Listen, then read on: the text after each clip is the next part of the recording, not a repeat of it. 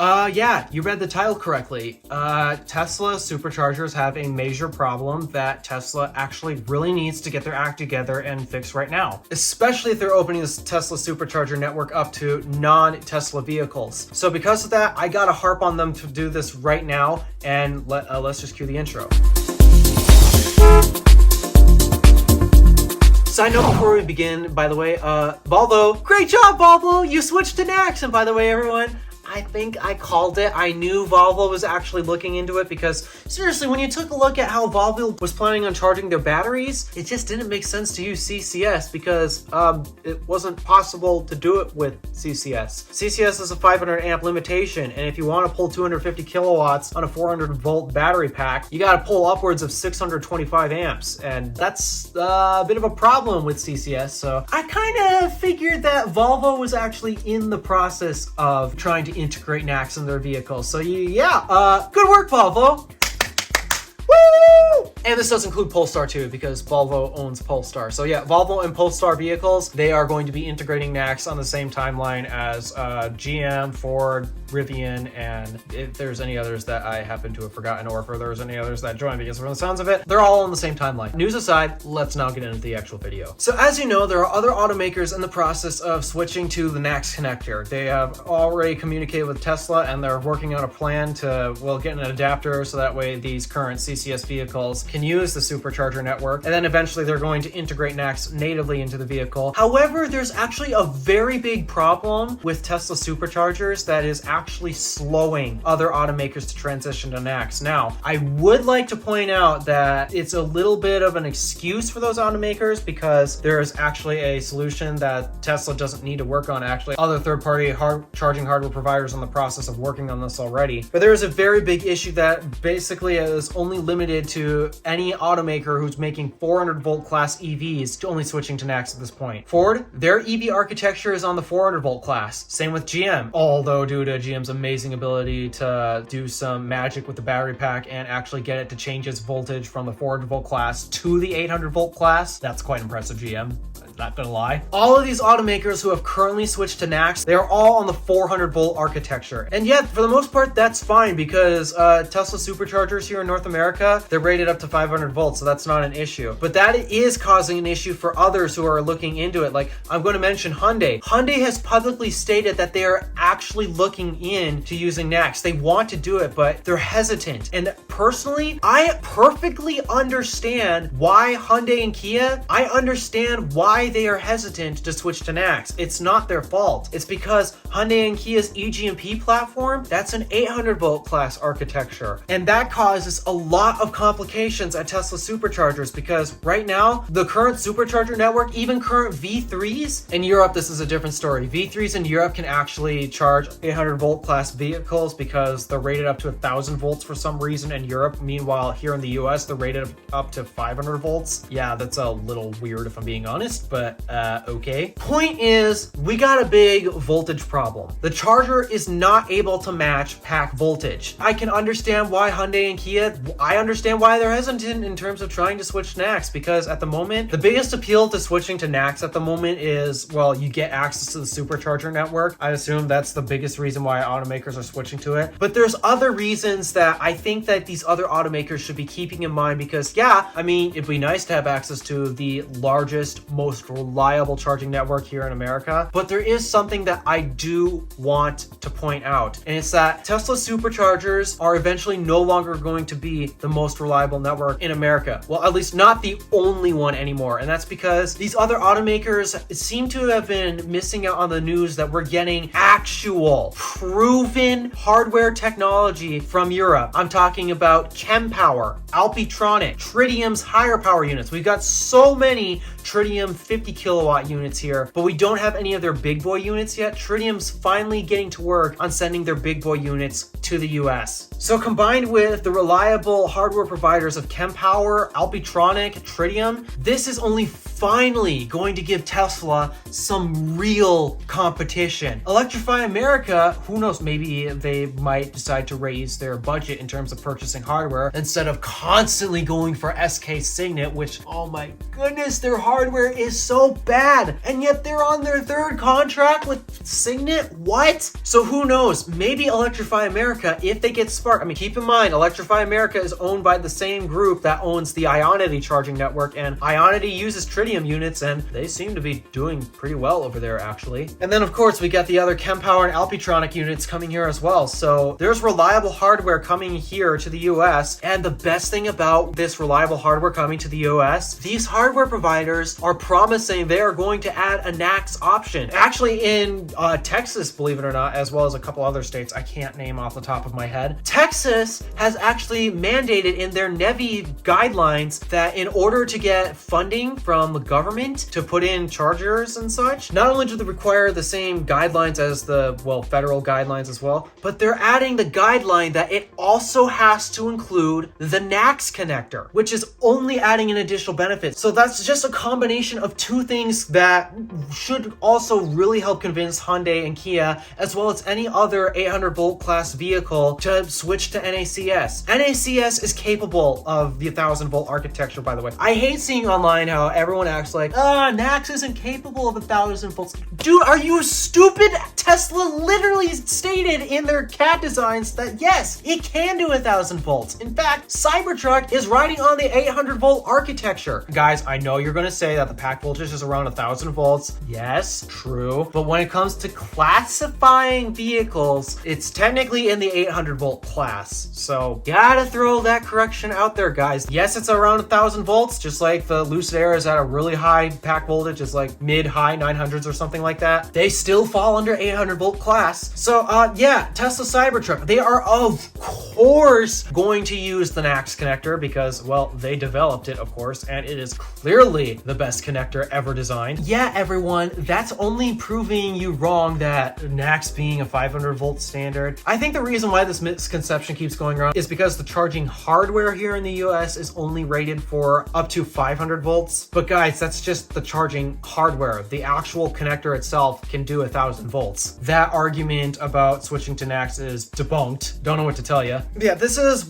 in my opinion, by far the biggest bottleneck in terms of switching to NACS. I think the biggest issue that I guess maybe I'm not doing a good job on selling the public on is when switching to NACS, yes, it does gain you access to the Supercharger network because, of course, that's the connector the Supercharger network uses here in the US. But there's way more benefits to NACS than just, well, using the Supercharger network. I've made my videos where I've ranted about CCS and I brought up how it's basically just a terrible design overall. It's bigger and bulkier, which makes it difficult to handle. I mean, yeah, some people say that the cable stiffness actually doesn't really help that much, which, yeah, that does play some role in it. But I mean, come on, you got this real big bulky thing that only goes in one way in a very, very precise spot. And for the most part, people gotta two-hand it. Even I have to two-hand it sometimes. Compared to NACS, yeah, I'm sure that third-party NACS cables are going to also be thick just like CCS, but at least you have a better grip and control of that cable compared to this huge bulky block that now you gotta have control of both the block and the cable. It makes it hard and cumbersome. That's why so many people need two hands to operate this thing. That and just the general latching mechanism. It is so terrible. I don't understand how they made it past the drawing board. It's way too easy to unplug. The second that breaks, your connection is insecure, and all it takes is for someone to trip over that CCS cable. Boom! Arc flash, major explosion, hospitalization. Potentially, we might need to get a hearse involved. There is so much wrong with that connector. So even let's pretend the Supercharger network didn't exist, but this NACS standard existed somewhere else. These benefits alone are the reason why we should also switch to NACS. I mean, yeah, a big incentive for automakers is we're gaining access to a massive, reliable charging network. Tesla Superchargers, there are more of them than basically all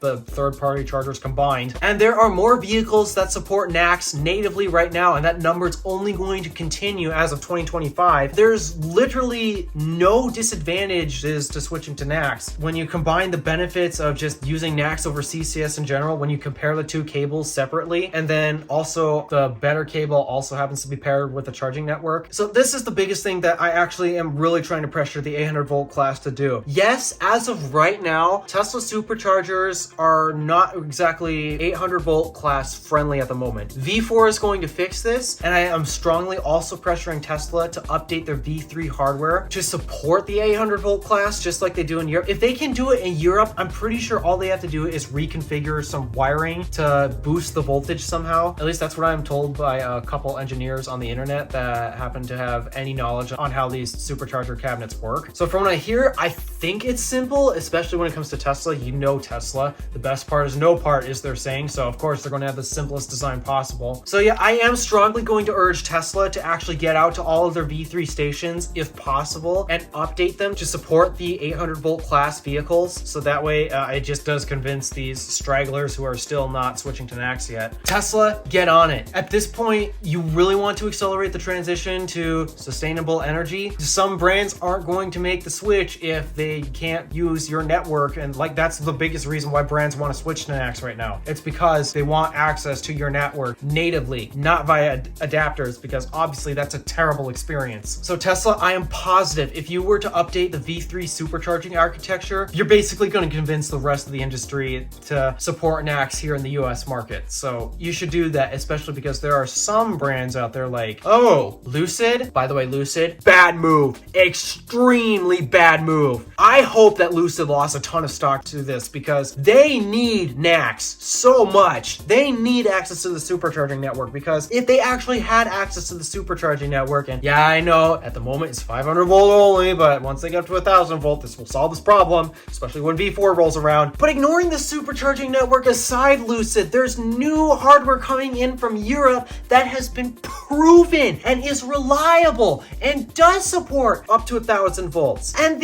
all of these hardware providers, even Electrify America themselves, today they actually just announced that they are also going to start including NACS handles, which honestly, I am very shocked. Out of so many decisions that company has decided to make, that was actually one of the smartest ones they could have. So these new 3rd gen Signets and 2nd gen BTC units you see out and about with only a single cable on them, yeah, something tells me we're going to go right back to dual cables again. But this time, instead of it being CCS and CHAdeMO, sorry Nissan Leaf drivers, CHAdeMO's dead. At this point, we should really get to work on an actual CHAdeMO to NACS adapter. Nope, not CCS adapter. We need to get a CHAdeMO to NACS adapter. So that way, Nissan Leafs can charge on NACS as well. Or just make a retrofit and swap the charge port to NACS. That would be awesome, not gonna lie. At the moment, I think this is the biggest hiccup in terms of actually switching to NACS, and it's caused Hyundai and Kia. They really want to do it. They publicly stated that they want to do this, but they're not ready to do it yet. And I think the reason why is because they're in the 800 volt class. That's the architecture that they're investing heavily in, and it's proven them to do very well for them. I love the EGMP cars except for the charge port. And once the charge port situation gets rectified, most likely when Tesla updates their infrastructure to support 1000 volts, then I am positive Hyundai and Kia are going to be confident in actually switching to NACS, because, well, for the most part, we got the new hardware coming in at 1000 volts, and Tesla's V4 we know is going to use 1000 volts because the Cybertruck is an 800 volt class vehicle made by Tesla, and I'm pretty sure it'd be very awkward if today's current superchargers can't charge the Cybertruck. So yeah, let's get to work on this, Tesla. Update your superchargers to support 1000 volts, and then I'm pretty sure at that point we're going to get a landslide of the EV industry coming in to use NACS. We've got Ford, GM, Aptera, and Volvo, Polestar, and Rivian. We've got them on the bandwagon. Imagine if you just supported 1000 volts. Then anyone who's interested in making an electric car, well, Porsche's probably going to want to do it at some point. I mean, considering Volkswagen Group owns Electrify America, and they've even agreed to actually start putting NACS on it. I'm now not so sure about Volkswagen being the stubborn people who want to continue to use CCS just because. At this point, now I'm actually a bit nervous for Lucid for doing this, because Lucid came out with a very bad PR statement. Seriously, Lucid, switching to NACS, that is what all of your customers want. You've made by far the best road tripping vehicle. Well, almost. You just completely missed a fundamental step of it. And because you missed that fundamental step, you've literally ruined your product, and now nobody wants it. I mean, yeah, there are some Lucid fans out there who deny reality and say it's the best car ever. But I'm sorry, Lucid, as long as your car has a CCS port on it, your car is going to continue to to suck. Don't just focus on the supercharger network being the reason to not switch to NACS at the moment, because we got other hardware providers coming in that do support 1000 volts and NACS. So if you are adamant about not wanting to use Tesla's network for whatever reason, then we've got that coming in at some point. But to say you're going to stay with CCS, Lucid, your product is dying already. If you continue to use CCS, you are literally just nailing that coffin shut. All right, so that's what I have to share about switching to NACS. Let's get these hiccups and issues out of the way. Yes, I know there's some software communications that are still being worked on, but hey, did I mention that Charin is on board with NACS now? And the SAE is actually in the process of certifying NACS to be an official standard that anyone can use. I mean, trusting the SAE to develop a good standard for us here in the US was a big mistake in the first place, but I guess they're certifying this awesome port design now. So, okay, I guess if the automakers really trust the SAE that much, well, then this can only be a good thing. So yeah, at this point, CCS is dying. The dominoes are now starting to fall over. The longer you take to actually switch to NACS, the worse of a situation you're just going to be in. Charin is in the process of getting their software and communication protocols to work on the NACS connector, which honestly really shouldn't be that hard. It literally uses the exact same pins as CCS. It is literally using the exact same type and number of pins as CCS. Yeah, you got DC positive, DC negative, you got ground, and then a control pilot and